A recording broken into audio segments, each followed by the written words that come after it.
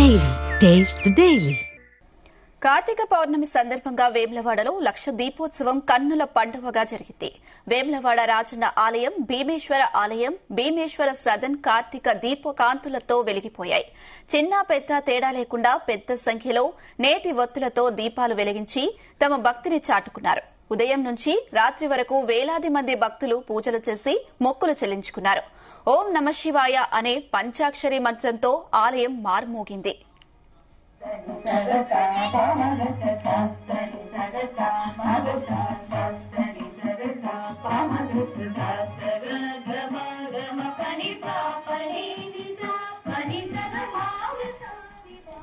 రాజన్న ఆలయం ముందు భాగంలో జ్వాలా తోరణ కార్యక్రమాన్ని కన్నుల పండువగా నిర్వహించారు. జ్వాలా తోరణ కార్యక్రమం అత్యంతం భక్తులను తన్మయంలో మునిగిపోయారు.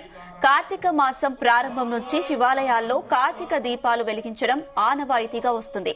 ఇందులో భాగంగా భీమేశ్వర ఆలయంలో ఆలయ అర్చకులు జ్వాలా తోరణానికి ప్రత్యేక పూజలు నిర్వహించి కార్యక్రమం నిర్వహించారు.